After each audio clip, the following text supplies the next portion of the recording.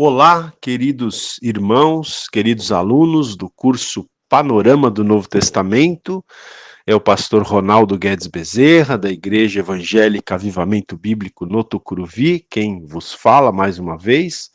E nós vamos dar sequência, então, ao nosso curso do Novo Testamento, hoje encerrando, né, os nossos estudos na epístola que o apóstolo Paulo escreveu aos Efésios. Então, já tivemos 3 aulas, né, da epístola aos Efésios. A gente está dedicando um tempo maior para essa epístola, porque entendemos que é uma das epístolas mais importantes que o apóstolo Paulo escreveu, não é?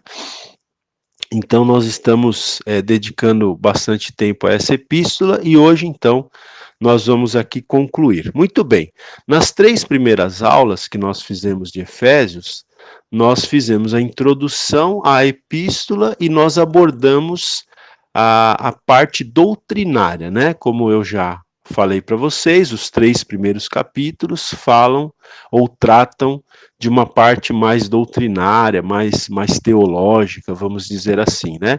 E a segunda parte da epístola, que é a que nós vamos abordar hoje, trata de uma parte mais prática, né? Fala da prática da vida cristã. Muito bem, então vamos lá. No capítulo 4, eu vou lendo aqui com vocês alguns versículos e vamos comentando e falando a respeito.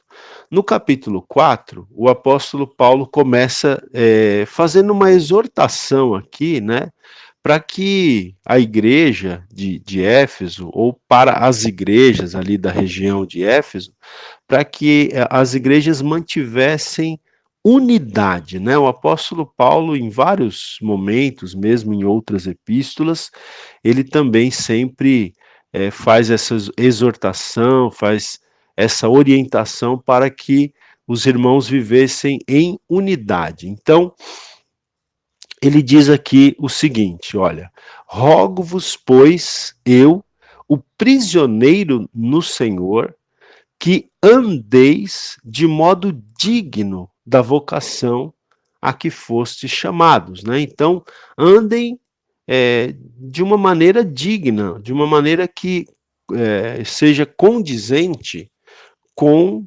andem de uma maneira que seja condizente com o chamado que vocês receberam do Senhor, não é? E aí no versículo 2 ele fala, então, com toda humildade e mansidão, com longanimidade, suportando-vos uns aos outros em amor, esforçando-vos diligentemente por preservar a unidade do Espírito no vínculo da paz. Então veja que Paulo exorta ali os crentes a andarem em humildade, né, ou seja, não serem orgulhosos, a andarem em mansidão, não é? Ou seja, vivendo, né, de uma forma mansa, com longanimidade, né? Longanimidade quer dizer ânimo longo, né? Uma pessoa que tem um ânimo longo, esticável, vamos dizer assim.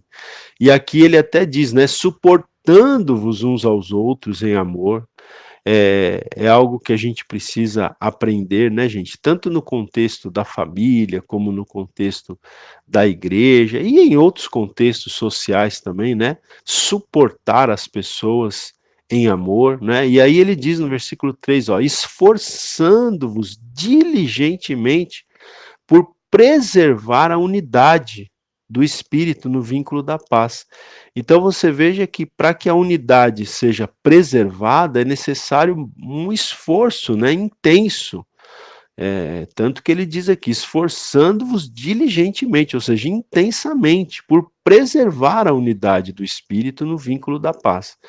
Então, para que haja unidade nas nossas igrejas, nas nossas famílias, é importante que haja esforço da nossa parte também, né, para nós conseguirmos isso. Então, note aqui, já nos primeiros versículos do capítulo 4, que as orientações do apóstolo Paulo aqui, elas são bastante práticas, né? Perceba que é de ordem muito prática, não é, para que as pessoas então soubessem como se portar como cristãos.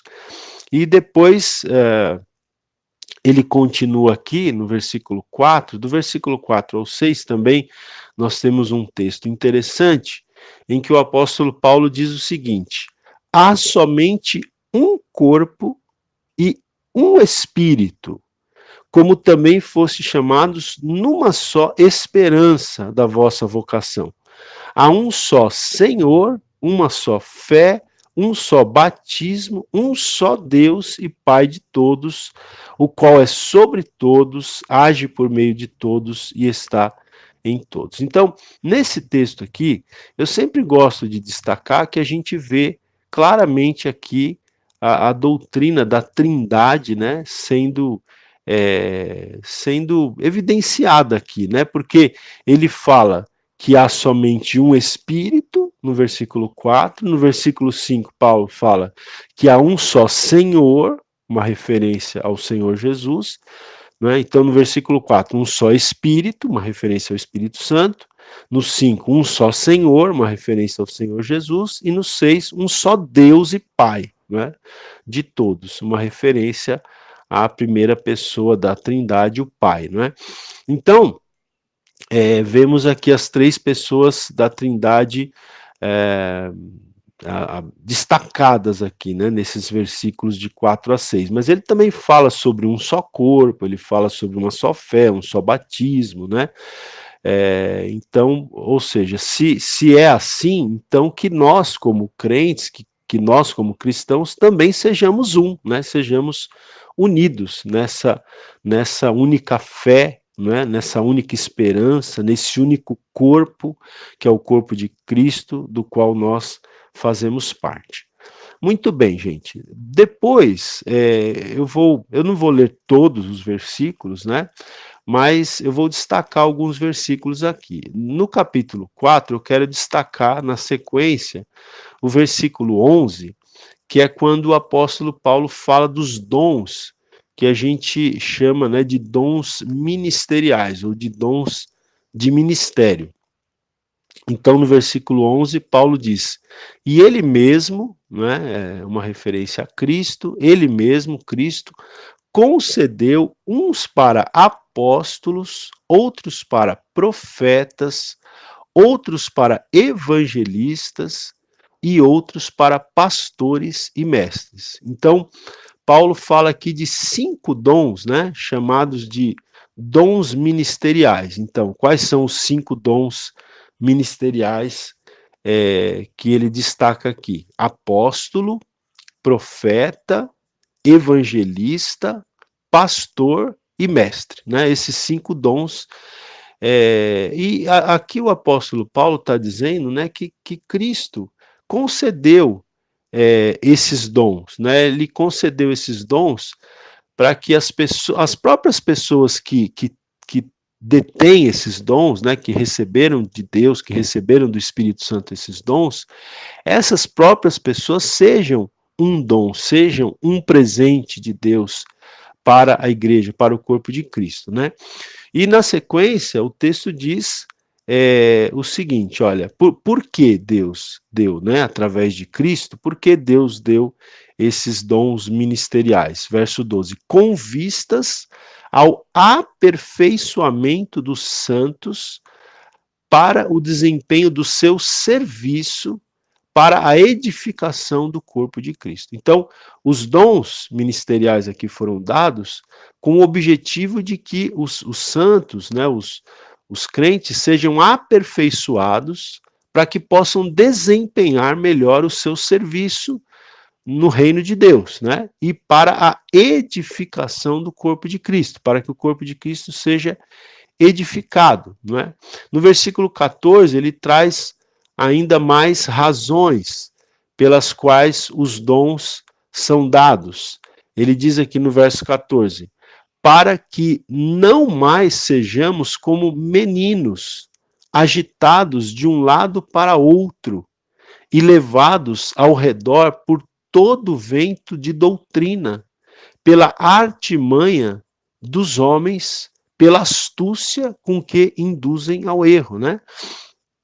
Então, o objetivo de os dons serem dados é que a igreja seja aperfeiçoada, seja edificada, para que nós não sejamos mais como meninos, para que nós não sejamos mais como crianças, não é? Como ele diz aqui, agitado de um lado para o outro e levado ao redor por todo o vento de doutrina, né? Então, infelizmente, nós vemos acontecer isso nos nossos dias, né? Pessoas que não têm firmeza na fé, que não estão bem solidificadas, fundamentadas na palavra de Deus, e são como crianças, né? Acreditam em qualquer coisa, em qualquer um, em qualquer doutrina que se pregue, são levados, né, como diz aqui, agitados de um lado para o outro, são levados por qualquer vento de doutrina. Então, o apóstolo Paulo está dizendo aqui que os dons foram dados, esses dons ministeriais foram dados, para que nós não vivamos mais assim, né? Como ele diz aqui, né, pela artimanha dos homens, pela astúcia com que induzem ao erro. Então, Paulo fala aqui de homens que usam de astúcia, de artimanha, para induzir as pessoas ao erro. Infelizmente, nós temos, então, uma geração hoje de cristãos que não tem a solidez, o alicerce, o conhecimento bíblico, até porque não estão dando ouvidos, né, para aqueles que receberam verdadeiramente os dons ministeriais, e que trabalham no sentido de edificar a igreja, né? Então, muito cuidado, né, meu querido, onde você tem ido, onde você tem frequentado, quem você tem ouvido, você precisa ouvir pessoas, mestres, pastores, evangelistas, né, pessoas que realmente foram chamadas por Deus, que realmente dão, né, um ensinamento alicerçado na palavra de Deus, para que você não seja como uma criança, né, levada por qualquer vento de doutrina, por qualquer artimanha, por qualquer astúcia, né?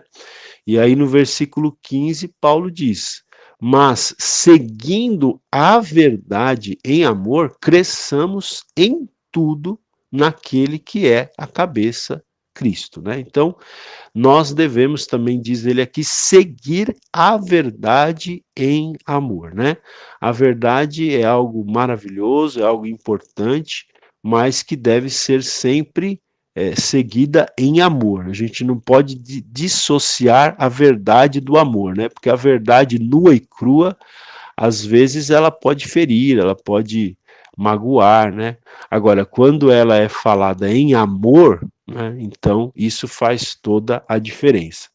E aqui no final do capítulo 4, o apóstolo Paulo ele fala, né, sobre a necessidade da santidade na vida cristã, em oposição à dissolução. Então ele diz aqui, olha, versículo 17: isto, portanto, digo, e no Senhor testifico, que não mais andeis, como também andam os gentios, né, os incrédulos, na vaidade dos seus próprios pensamentos, obscurecidos de entendimento, alheios à vida de Deus, por causa da ignorância em que vivem, pela dureza do seu coração, os quais, tendo se tornado insensíveis, se entregaram à dissolução para com avidez cometerem toda sorte de impureza. Então, nós vemos aqui, né, irmãos, que infelizmente é o que acontece hoje em dia.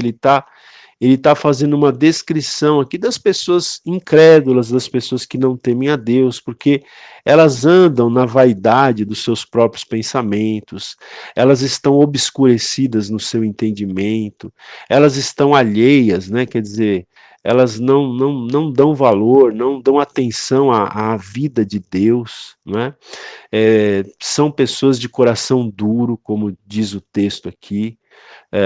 E também diz aqui que essas pessoas se tornaram insensíveis, né?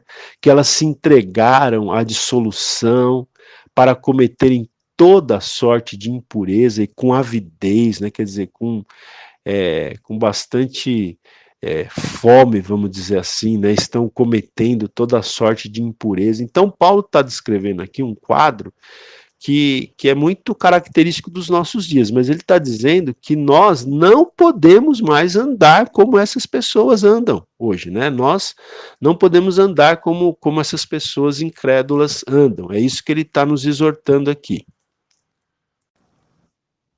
Aula 44, áudio 2.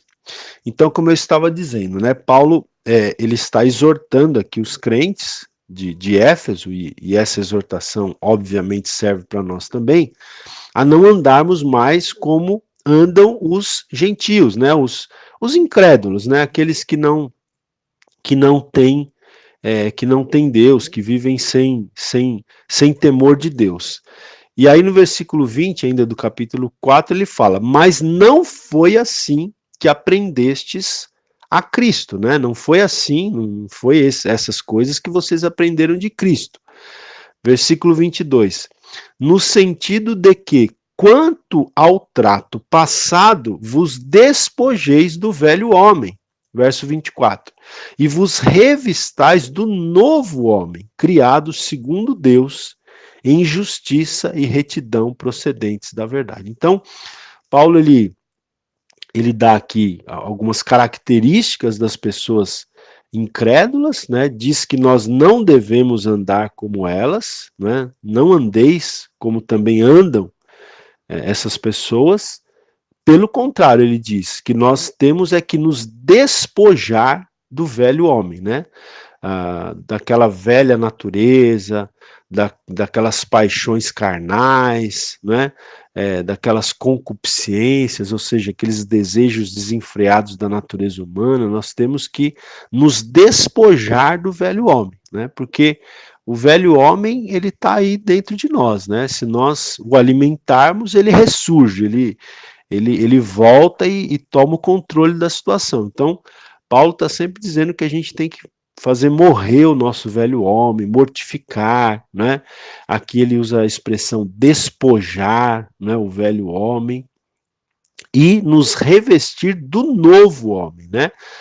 Da nova natureza que Deus nos deu, né, em Cristo Jesus, como diz lá o texto, né, que se alguém está em Cristo, nova criatura é, as coisas velhas já passaram, tudo se fez novo. Então nós temos que nos revestir desse novo homem. Bom, e ele continua aqui, né, exortando a santidade. Aí no versículo 25 ele diz: por isso, veja que a partir de agora ele dá várias instruções bem práticas mesmo, né? Então ele diz assim: por isso, deixando a mentira, fale cada um a verdade com o seu próximo, porque somos membros uns dos outros, né? Então ele fala aqui que a gente tem que deixar a mentira e falar a verdade. Versículo 26.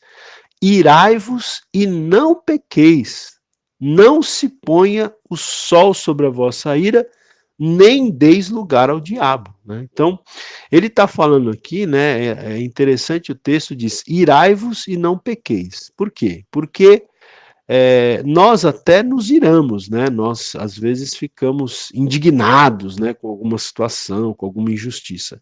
Mas Paulo fala: ainda que você tenha esse sentimento, que é até natural ao ser humano, não peque, né? Ainda que esse sentimento surja, não permita que tal sentimento se torne em pecado, né?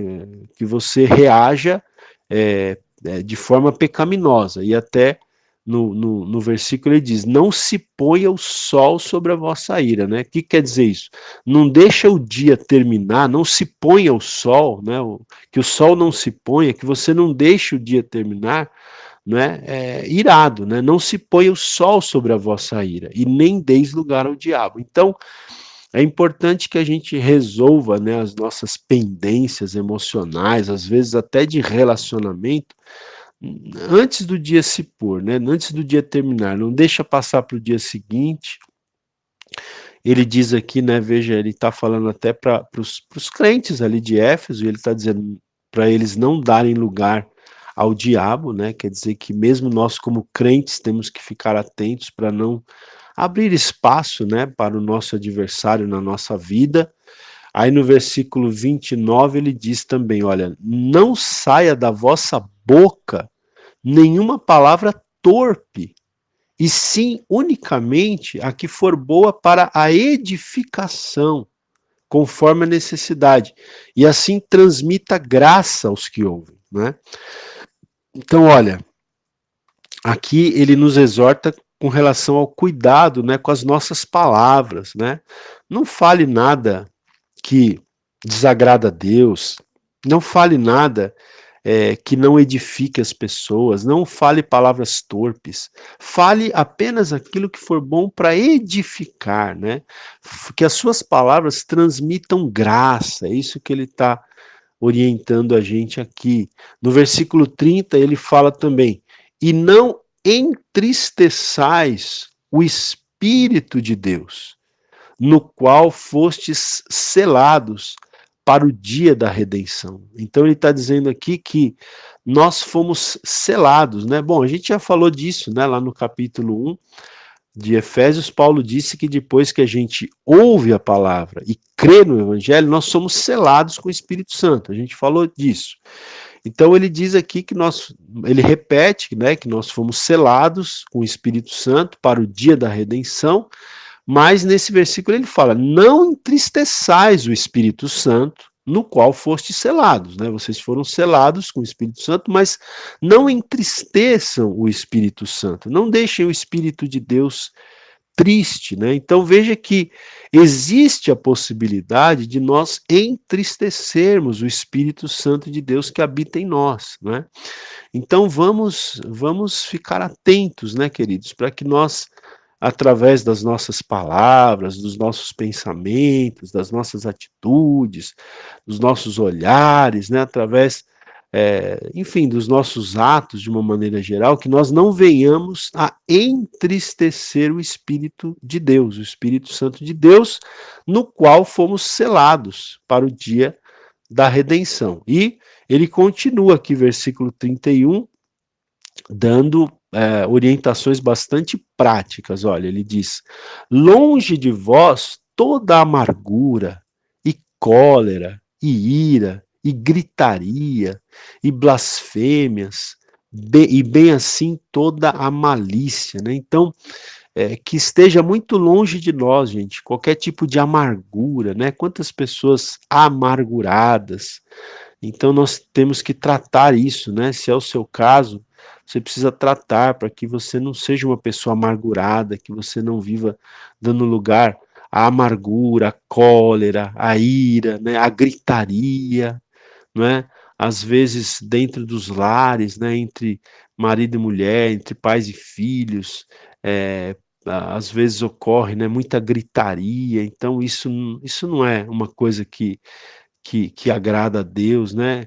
Então veja que tudo isso que Paulo está orientando a gente a evitar aqui são coisas que entristecem o Espírito Santo, né? É nesse contexto que ele está dizendo: não entristeçais o Espírito de Deus. Então a gente pressupõe então que todas essas coisas entristecem o Espírito Santo, né? Ele fala aqui de blasfêmias, de malícia, né?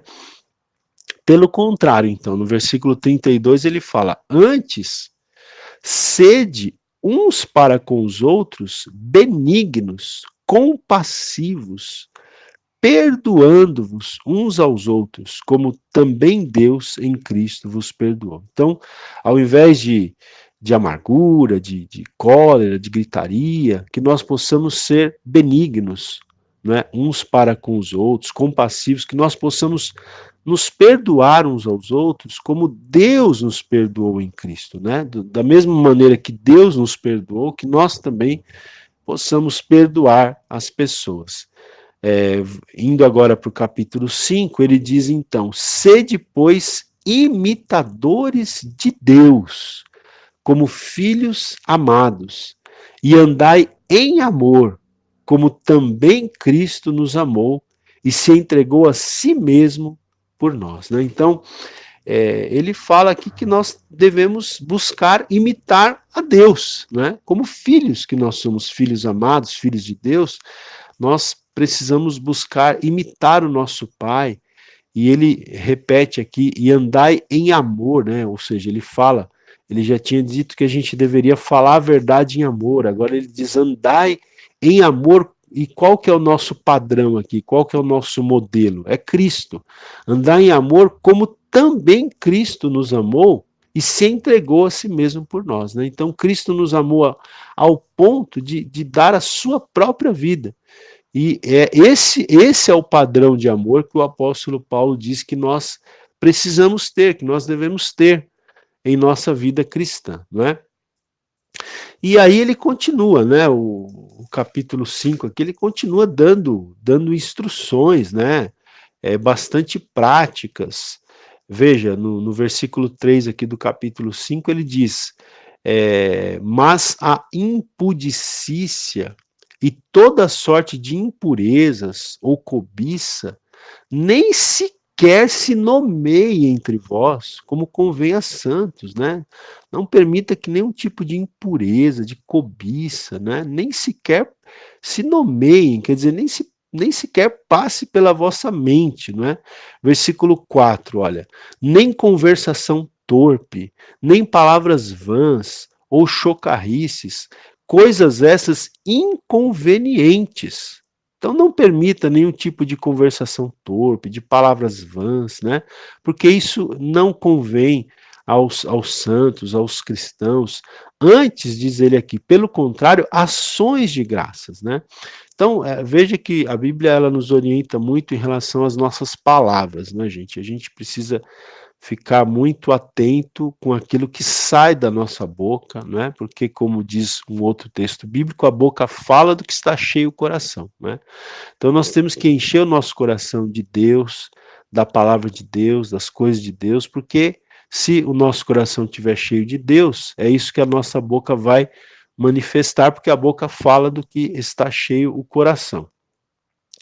E aí ele continua aqui dizendo o seguinte, olha, versículo 5 é um texto bem assim, bem forte, né? Ele é bem enfático, ele diz o seguinte aqui, olha, versículo 5 do capítulo 5. Sabei, pois, isto, nenhum incontinente, ou impuro, ou avarento, que é idólatra, tem herança no reino de Cristo e de Deus. Ninguém vos engane com palavras vãs, porque por essas coisas vem a ira de Deus sobre os filhos da desobediência. Então ele está dizendo aqui, não é, que nenhum incontinente, nenhum impuro e nenhum avarento que é idólatra tem herança no reino de Deus, não é? E que a gente não pode se deixar enganar, porque é justamente por essas coisas aqui que a ira de Deus vem sobre os filhos da desobediência. Então, vamos buscar, não é, ficar atentos para que nós não tenhamos nenhum tipo de incontinência, não é, de desobediência, de impureza. Né? Interessante aqui que ele fala do avarento que é idólatra. É interessante, não é, essa parte aqui, porque a avareza, ela de fato é idolatria, gente. A avareza é idolatria, porque o que é a avareza? A avareza é amor ao dinheiro, né? E as pessoas que amam o dinheiro terminam por idolatrar o dinheiro. Então o dinheiro se torna um ídolo na vida da pessoa. Então ele está dizendo aqui que a gente tem que evitar a avareza, que é idolatria, né? É uma forma de idolatria. Existem várias formas de idolatria, né? O ídolo é aquele que toma o lugar de Deus na vida da pessoa. Não necessariamente apenas um ídolo feito né, de barro, de pedra, enfim, né, não apenas uma imagem de escultura, isso também é um ídolo, mas não apenas, né, um ídolo pode ser o dinheiro, por exemplo, pode ser uma pessoa que alguém idolatra, pode ser o trabalho, pode ser o time de futebol, né, tem gente que o time de futebol é como se fosse um deus, né, para ele. Hoje em dia a gente também tem as pessoas idolatrando políticos, né, se tornando quase que uma religião, né. Então, veja, gente, nós não podemos ter nenhum tipo de ídolo, né, ou seja, nada que tire o lugar de Deus na nossa vida. Deus tem que ser o primeiro lugar. nem dinheiro, nem pessoas, nem time de futebol, nem políticos, enfim, nem nada, nada pode tomar o lugar de Deus na nossa vida. Deus tem que ser o primeiro, né? Ele é o nosso Senhor, né? Jesus é o nosso Senhor, nosso Salvador, e ele tem que ocupar o primeiro lugar nas nossas vidas. Aula 44, áudio 3. Então, dando sequência aqui, a gente está no capítulo 5 aqui de Efésios, né? No versículo 7, então, do capítulo 5, o apóstolo Paulo diz: portanto, não sejais participantes com eles, no caso aqui, com os filhos da desobediência, né? Não sejais participantes com eles, com os filhos da desobediência, nessas coisas que eles praticam, como impureza, avareza, idolatria e etc. E na sequência ele fala: por que que vocês devem proceder como eu estou dizendo que vocês devem proceder? Por que que vocês não devem fazer o que eu estou dizendo que vocês não devem fazer? Por quê? Verso 8 ele diz: pois outrora, ou seja, antigamente, éreis trevas, porém agora sois luz no Senhor. Antigamente vocês eram trevas. Não é? Quando vocês não conheciam a Cristo, vocês eram trevas, vocês andavam em trevas, mas agora vocês são luz. Aí ele diz aqui: andai como filhos da luz, não é? Porque o fruto da luz, diz ele aqui, consiste em toda bondade e justiça e verdade. Então ele diz: andai como filhos da luz, provando sempre o que é agradável ao Senhor. Então, busque viver, né, uma vida agradável ao Senhor, busque fazer a vontade do Senhor. Verso 11: e não sejais cúmplices nas obras infrutíferas das trevas, antes, porém, reprovai-as. Então, você não só não deve praticar as obras infrutíferas das trevas, como você também não pode ser cúmplice, né? Você tem que reprovar, porque há pessoas que às vezes diretamente não estão praticando, mas estão sendo cúmplices, não é, de outros que estão praticando, né, as obras infrutíferas das trevas. Então, o apóstolo Paulo diz aqui: não pratique, nem seja cúmplice. Pelo contrário, que você reprove essas coisas, não é? Aí ele diz no verso 12: porque até o que eles fazem em oculto, o só referir é vergonha, né? Então, o que as pessoas que estão longe de Deus fazem em oculto, só o referir, só o falar o que eles fazem já é vergonhoso. Verso 13: mas todas as coisas, quando reprovadas pela luz, se tornam manifestas, porque tudo que se manifesta é luz. Pelo que diz: desperta, ó tu que dormes, levanta-te de entre os mortos, e Cristo te iluminará. Então, o apóstolo Paulo aqui, ele até faz uma citação, né? Eu estou aqui com a Bíblia de estudo de Almeida, e ele faz um comentário aqui sobre o versículo 14, ele diz que se trata possivelmente, não é? Possivelmente aqui, o apóstolo Paulo cita um antigo hino cristão, inspirado em passagens do profeta Isaías. Então, quando ele diz aqui: desperta, ó tu que dormes, levanta-te de entre os mortos e Cristo te iluminará. Então, possivelmente é um hino antigo, é a letra de um hino antigo inspirado nas passagens do profeta Isaías.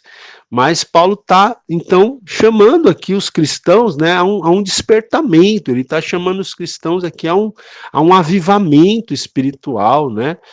Desperta tu que dorme, você está dormindo? Desperta, você está dormindo espiritualmente? Desperta, levanta-te de entre os mortos, ou seja, você está morto espiritualmente? Ressuscita, e diz: e Cristo te iluminará, ou seja, você está em trevas, vem para a luz, né?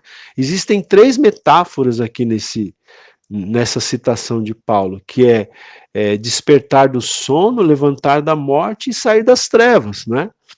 E é isso que ele está exortando aqui os cristãos a fazerem. E aí no versículo 15 ele diz: portanto, vede prudentemente como andais, não como nécios, e sim como sábios, né? Então, observem como vocês estão andando. Como vocês estão andando? Vocês estão andando como nécios, como pessoas insensatas, né? Como pessoas sem juízo? Ou vocês estão andando como sábios? Então, vede isso, né? E aí no versículo 16 ele fala: remindo o tempo, porque os dias são maus. Então, outra coisa, né, gente? Nós temos que aprender a aproveitar bem o nosso tempo, não é? Porque os dias são maus. Quantas pessoas estão jogando tempo fora, né? O tempo é um dos dons mais preciosos que Deus nos deu e as pessoas estão desperdiçando tempo, né? Estão jogando tempo fora. Nós também teremos de prestar contas a Deus pela maneira como nós usamos o nosso tempo, não é? Então, o próprio Paulo está dizendo aqui, remindo o tempo, porque os dias são maus, né? Aí o versículo 17 ele diz: por esta razão não vos torneis insensatos, mas procurai compreender qual a vontade do Senhor. Olha, esse versículo 17 também é muito bom. Na verdade, gente, cada versículo desse a gente teria que parar para meditar, para de repente pegar outras traduções e tentar aqui realmente mergulhar, beber, né, das verdades, dos ensinamentos aqui, porque é muito interessante, né? Veja, ele está falando aqui, não vos torneis insensatos, mas procurai compreender qual é a vontade do Senhor. A gente precisa aprender a entender, a compreender qual é a vontade de Deus para a nossa vida, não é?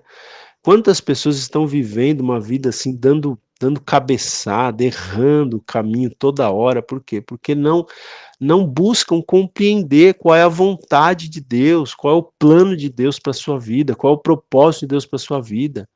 Então Paulo está falando aqui, não vos torneis insensatos, mas procurai compreender qual a vontade do Senhor, porque as pessoas que não buscam compreender qual é a vontade do Senhor, elas são tidas por pessoas insensatas, não é?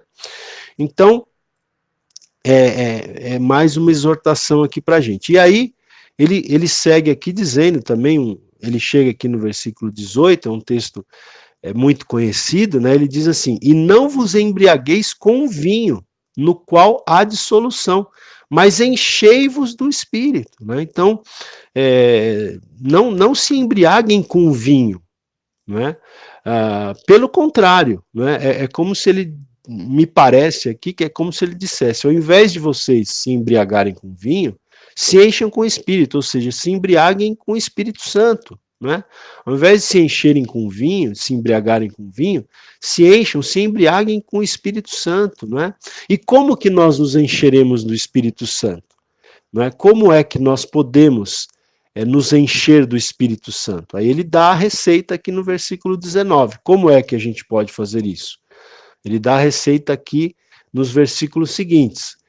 Falando entre vós com salmos, entoando e louvando de coração ao Senhor com hinos e cânticos espirituais, dando sempre graças por tudo a nosso Deus e Pai, em nome do nosso Senhor Jesus Cristo, sujeitando-vos uns aos outros no temor de Cristo. Então, quando nós falamos salmos, né, falamos da palavra, entoamos louvores, nós damos graças a Deus, né, ao invés de ficar murmurando, reclamando, né, quando nós aprendemos a nos sujeitar, a nos submeter uns aos outros, né, em amor, no temor de Cristo, então, quando fazemos isto, e quando seguimos as orientações que ele está nos dando aqui no capítulo 4, no capítulo 5, que ele vai nos dar também aqui no capítulo 6, quando observamos isso, então nós estamos nos enchendo do Espírito, mas quando, pelo contrário, estamos dando ocasião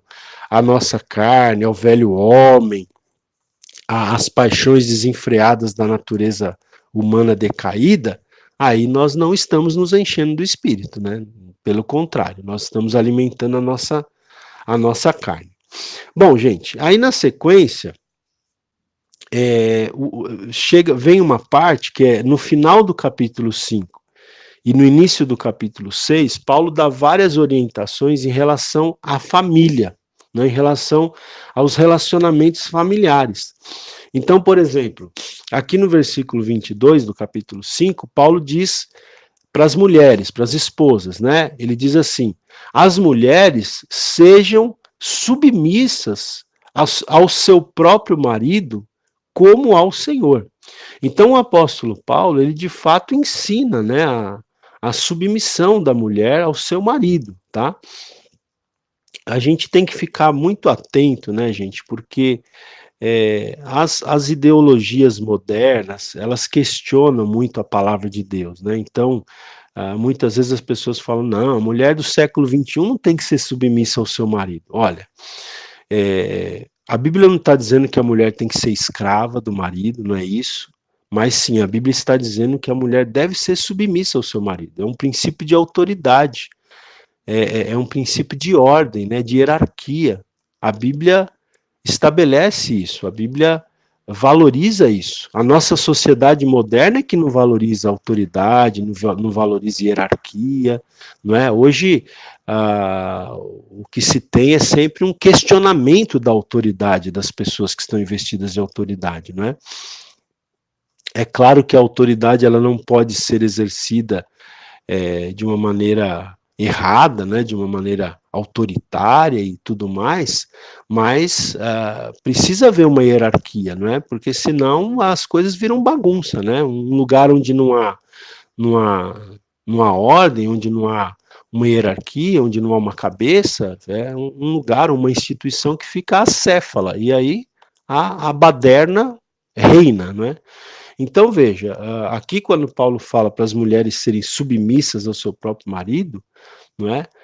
Não é que elas devem ser escravas do marido, não é isso.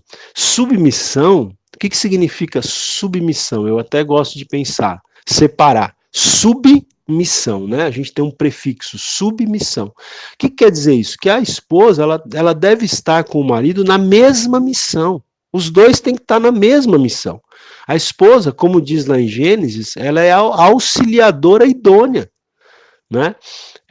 Então, vou dar o meu exemplo, o meu caso. Eu sou um pastor, eu sou um pai, um chefe de família, né?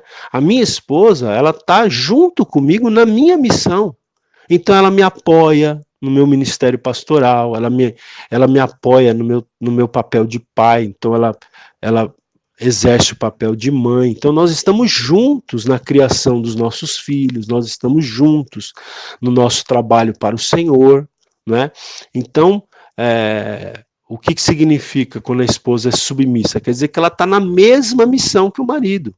Não é? As pessoas às vezes interpretam isso errado, como a esposa tem que ser uma escrava, ela é capacho do marido, o marido pode pisar nela. Não é isso que a Bíblia está dizendo, de maneira nenhuma, né? Muito pelo contrário. Tanto que no versículo 25, aí a palavra é para os maridos, né? Paulo diz: maridos, amai vossa mulher, como também Cristo amou a igreja e a si mesmo se entregou por ela. Então, ao passo que a Bíblia diz que as mulheres devem ser submissas aos seus maridos, também diz que os maridos devem amar as mulheres, as suas esposas, e o padrão do amor aqui é o mesmo padrão do amor de Cristo pela sua igreja. E qual foi o padrão do amor de Cristo pela sua igreja? Cristo amou tanto a igreja ao ponto de se entregar por ela ali na cruz. Então veja, um marido que ama a sua esposa, né, nesse grau, um marido que ama a sua esposa, tendo por exemplo o amor de Cristo pela sua igreja, ele jamais vai fazer da sua esposa um capacho, uma escrava. Não, ele vai tratar a sua esposa com dignidade, né? Ele vai tratar a sua esposa com amor, né? E a sua esposa, por ser tão bem tratada assim, vai lhe ser submissa, vai estar junto com ele na mesma missão, não é? Vai reconhecer o esposo como líder do lar, como sacerdote do lar, né? O fato do marido ser o sacerdote do lar não implica eu acho que implica em maiores responsabilidades para o marido do que em privilégios, né? A pessoa que está investida de autoridade, ela tem muito mais responsabilidades do que privilégios. Então, o marido, como sacerdote do lar, ele tem, né, uma responsabilidade muito grande para com o bem-estar da sua esposa e dos seus filhos. Aula 44, áudio 4. Muito bem. Então, meus queridos, eu vou te incentivar a você ler aqui o capítulo 5 de Efésios, do versículo 22 até o versículo 33, que é onde o apóstolo Paulo fala, então, de como as mulheres devem agir, né? Qual o papel das mulheres como esposas, qual o papel dos homens como maridos, tá? Isso está bem descrito aqui do versículo 22 ao 33 do capítulo 5. E aí no capítulo 6, que é o último capítulo, Paulo também orienta os filhos, né? Ele orienta os filhos e os pais. Então, aos filhos, Paulo diz o seguinte, olha, filhos, obedecei a vossos pais no Senhor, pois isto é justo. Honra a teu pai e tua mãe, que é o primeiro mandamento com promessa, para que te vá bem e sejas de longa vida sobre a terra, né? Então, Paulo está dizendo aqui para os filhos honrarem os seus pais e as suas mães, né? E aqui não é um mandamento, vamos dizer assim, não é uma orientação só enquanto os filhos são solteiros, não, né? É para toda a vida, né? Mesmo depois que os filhos se casam e saem de casa e constroem as suas famílias, devem continuar honrando os seus pais, né? As suas mães. Como diz Paulo aqui, esse é o primeiro mandamento com promessa. E a promessa aqui é de longevidade, é de uma vida longa. Então, Paulo está dizendo: honra o teu pai e a tua mãe para que te vá bem e sejas de longa vida sobre a terra, né? E quanto aos filhos, né? Aqui eu acho que é mais para os filhos pequenos, adolescentes, jovens, né? Que estão em casa ainda antes de constituírem a sua própria família. Paulo diz aqui: obedecei a vossos pais no Senhor, pois isto é justo. E no versículo 4 ele diz: e vós, pais, não provoqueis vossos filhos à ira, mas criai-os na disciplina e na admoestação do Senhor. Então, os pais também precisam tomar cuidado para não provocar os filhos, para não irritar os filhos, né? Os pais, como Paulo diz aqui, devem criar os seus filhos na disciplina e na admoestação do Senhor, né? Os pais devem exercer disciplina quando necessário, como a Bíblia orienta, não é?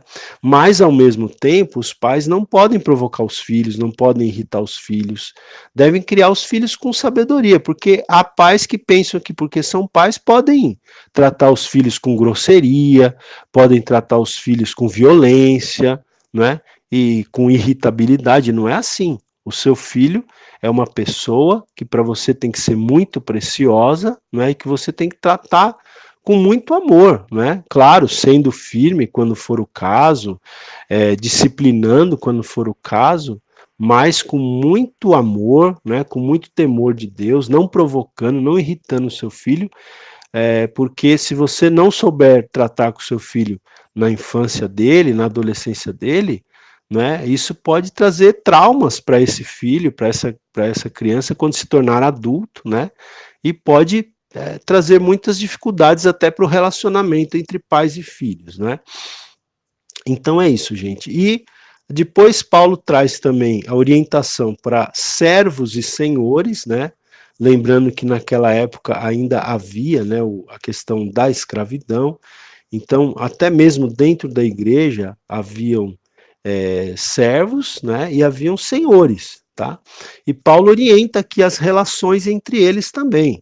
Paulo diz aos servos aqui, olha, obedecei a vosso Senhor, segundo a carne, com temor e tremor, na sinceridade do vosso coração, como a Cristo, né? E aos senhores, ele diz, e vós, senhores, de igual modo, procedei para com eles, deixando as ameaças, sabendo que o Senhor, tanto deles como vosso, está nos céus, e para com ele não há acepção de pessoas. Bom, então aqui são orientações do apóstolo Paulo para o relacionamento de senhores e servos. E chegando aqui ao final da epístola, gente, a gente não poderia deixar de falar também, né, desse texto maravilhoso que o apóstolo Paulo fala da armadura de Deus, né? Então, ele também diz aqui, no versículo 11, né, ele está falando ali para os crentes de Éfeso ou das igrejas ali próximas, mas é um texto que se aplica muito também a nós, não é? No nosso tempo. Então, no versículo 11, Paulo diz assim, capítulo 6, revesti-vos de toda a armadura de Deus, para poderdes ficar firmes contra as ciladas do diabo, né? Então veja que o apóstolo Paulo está dizendo que nós temos que vestir, gente, uma armadura. Claro que não é uma armadura literal, né? É figurado aqui, mas ele está dizendo que todo cristão precisa se vestir, se revestir dessa armadura espiritual, dessa armadura de Deus, né? Por que nós temos que nos revestir? Ele diz aqui, com qual finalidade? Para poderdes ficar firmes contra as ciladas do diabo. Então ele diz aqui que nós temos um adversário, que é o diabo. Esse adversário, ele muitas vezes ele arma ciladas, né? Ele é astuto, ele arma ciladas, armadilhas, né? Então nós temos que estar revestidos com a armadura de Deus para nós ficarmos firmes contra essas ciladas, contra essas armadilhas que o nosso adversário, que o diabo, muitas vezes quer colocar no nosso caminho, né? Então aqui o apóstolo Paulo está introduzindo um tema aqui, né, de batalha espiritual, de luta espiritual. Existe uma esfera espiritual de luta, de batalha, que nós estamos envolvidos, né? Quer você aceite isso, quer não, você está envolvido numa luta espiritual, numa batalha espiritual, né? E nós temos que nos revestir da armadura de Deus para nós vencermos, né? Porque, veja, no versículo 12, que é um versículo conhecidíssimo, o apóstolo Paulo diz, porque a nossa luta não é contra o sangue e a carne, né? Ou seja, o que ele está dizendo aqui, a nossa luta não é contra as pessoas, não é contra o sangue e a carne, e sim contra os principados e potestades, contra os dominadores deste mundo tenebroso, contra as forças espirituais do mal nas regiões celestes. Então Paulo está falando aqui que existe uma hierarquia de forças espirituais da maldade, né? Você não tenha dúvida, né, que os exércitos de Satanás, vamos dizer assim, né, as forças malignas, elas têm uma hierarquia também, né, e estão atuando, né, são atuantes. Então Paulo está falando, a nossa luta aqui não é contra as pessoas. Às vezes a gente acha que a nossa luta é contra as pessoas, mas a nossa luta não é contra as pessoas, a nossa luta é contra as forças espirituais da maldade, nas regiões celestiais, né? Até tem algumas pessoas que já usaram uma ilustração que eu acho interessante, né? Que é a da tourada, né? Então, não sei se você já viu uma tourada, que o toureiro ele fica segurando uma capa, né? Geralmente uma capa vermelha, ele fica balançando aquela capa como que irritando o touro, né? Aí o touro ele vai e investe contra a capa, né, do toureiro, e aí o toureiro, né, faz aquele olé, né? Aí a plateia que está ali grita olé, né? Então veja, acontece isso conosco às vezes, né? O touro ele tem muita força, mas ele pensa que o inimigo dele é a capa, né?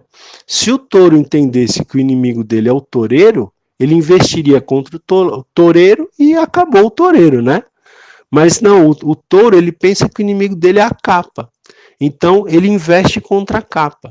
Então, gente, muitas vezes acontece isso conosco.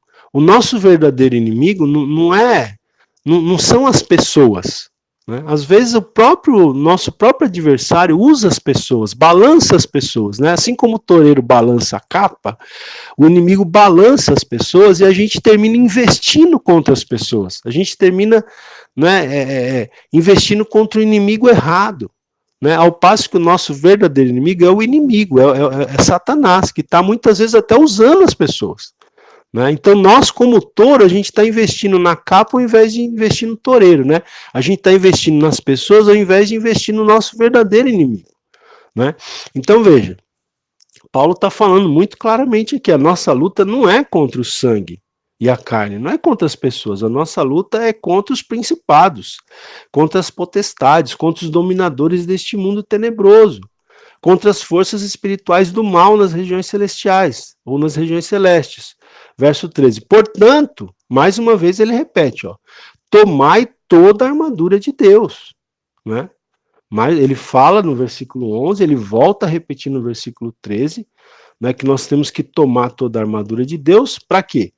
Para que possais resistir no dia mau, e depois de teres vencido tudo, permanecer inabaláveis. Então, ele fala aqui que existem os dias maus, né? E nós temos que estar revestidos da armadura de Deus para que nós possamos resistir nesse dia mau, né? Que infelizmente, né, vem, né, em um grau maior ou menor para todas as pessoas. E aí, depois no versículo 14 em diante, Paulo começa a descrever quais são as partes dessa armadura que a gente tem que tomar, né? Então, no versículo 14, ele diz assim: olha, estai, pois, firmes, cingindo-vos com a verdade e vestindo-vos da couraça da justiça, calçai os pés com a preparação do evangelho da paz, embraçando sempre o escudo da fé, com o qual podereis apagar todos os dardos inflamados do maligno. Tomai também o capacete da salvação, que tomai também o capacete da salvação e a espada do Espírito, que é a palavra de Deus, né? Então veja, olha aqui, na verdade, o apóstolo Paulo, quando ele escreve isso aqui, ele imagina um soldado romano, né? Talvez você já tenha assistido algum filme que você vê ali o soldado romano. Então ele está falando aqui, ó, vocês têm que se cingir com a verdade. O que quer dizer isso? É um cinto, um cinturão que o soldado romano usava, né? Então, só que esse cinto para nós não é literal, você não tem que pôr um cinto no seu abdômen, você tem que se cingir com a verdade. O seu cinto é a verdade, né? Cuidado para você andar apenas na verdade e não na mentira, não no engano. Aí ele diz, vestindo-vos da couraça da justiça. A couraça era aquela parte que protegia aqui a região do peito, né, do pulmão aqui, do soldado. Então ele fala que nós temos que nos vestir da couraça da justiça. Então veja, verdade, justiça, né? Versículo 15 ele fala, calçai os pés com a preparação do evangelho da paz. Então, o evangelho da paz é como se fosse o nosso calçado, né? Nós andamos, nós nos movemos alicerçados nesse evangelho, no evangelho da paz, no evangelho do Senhor Jesus Cristo. Versículo 16, ele fala que a gente tem que embraçar o escudo da fé. Então o soldado romano, ele também tinha um escudo, né? Ele lutava com um escudo, e o nosso escudo é a nossa fé, o escudo da fé. E ele diz que com esse escudo nós vamos conseguir apagar os dardos, né, as flechas, as setas inflamadas do maligno. E também diz que nós precisamos tomar o capacete da salvação. Então o soldado romano ele usava um capacete. O nosso capacete é a nossa salvação que nós temos em Cristo Jesus. Temos que nos apropriar dela, né? Temos que estar bem conscientes da nossa salvação, para que não sejamos alvos aí dos ataques do inimigo, né? E ele diz também que nós temos que tomar a espada do Espírito, né? Porque o soldado romano também usava uma espada, e ele diz aqui que nós temos que usar a espada do Espírito, que é a palavra de Deus. A espada do Espírito é a palavra de Deus. Quando você conhece a palavra de Deus, quando você usa a palavra de Deus, ela se torna uma arma para você, né? Uma arma tanto de defesa como de ataque. Então é isso, meus queridos. Nós temos que nos revestir, né, da armadura de Deus. Então o apóstolo Paulo ele termina aqui com esse belo texto que fala da armadura de Deus, né? E depois aqui ele escreve mais algumas poucas palavras e se despede ali da igreja de Éfeso através dessa epístola, ok? Então é isso, queridos. Aqui terminamos a epístola aos Efésios. Na próxima aula, com a permissão de Deus, vamos estudar a epístola aos Filipenses. Até lá, permitindo Deus.